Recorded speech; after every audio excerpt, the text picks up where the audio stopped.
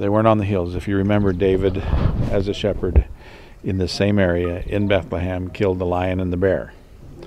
And there's lion and bears at night. You don't let your flocks wander out at night. You don't keep them out at night. You can't see them. You can't protect them if it's dark.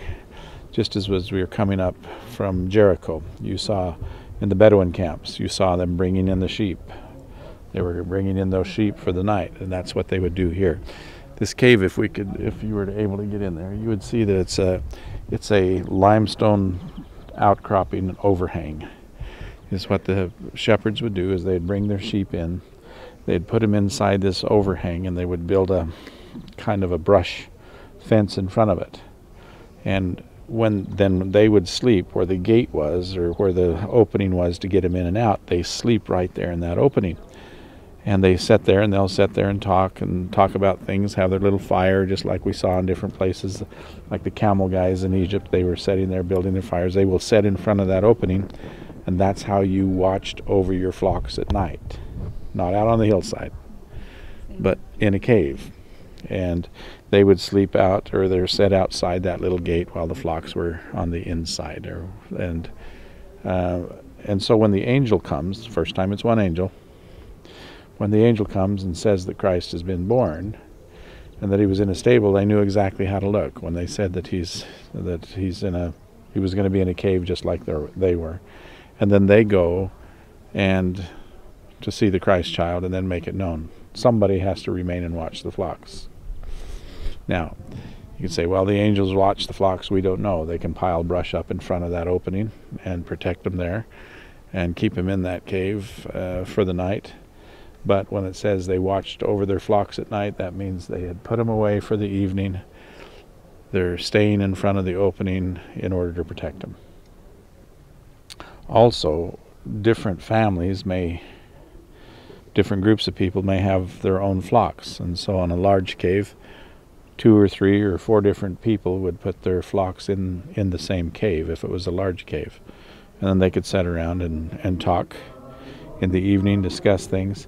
But in the morning when it came time to get out, each person would stand on a different spot. And then they would call the sheep that they know by name, and the sheep know the shepherd's voice. And so 2 may come out, one will go over here to this person, and one will go over here to that person because they recognize the name. The sheep are known by the shepherd, and the sheep know the shepherd. Is this still true today? Depends on your sheep herder. So anyway, that's the way it was anciently. So they would be in caves like this. If you were to see that cave, you would see along the wall, they would cut into or chip into that wall so that there would be a manger there, a manger that they could feed in or feed out of, but it's made out of stone. As you saw on Megiddo, when you went into the stables on Megiddo. Stables on Megiddo had stone mangers for the horses to eat in. They were carved out of stone. So the manger that Christ would have laid in would have probably been some type of stone manger. They didn't make wood mangers, but it would have been some type of stone manger that he would have laid in, because he would have been born in the stable. Now, if you remember, I mentioned before that about a woman giving birth, she becomes unclean, and that's why there was no room in the inn. But he says, I do have a place that's going to be private, that you can be taken care of, and it'll be private, and that's the stable.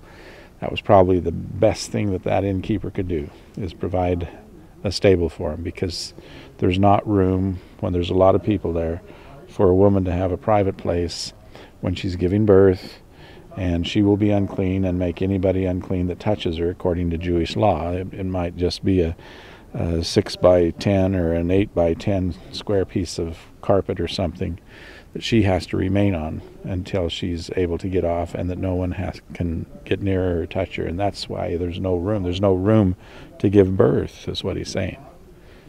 And so he says, but there is room where you can have it private, where you won't have to worry about anything, and that's the stable.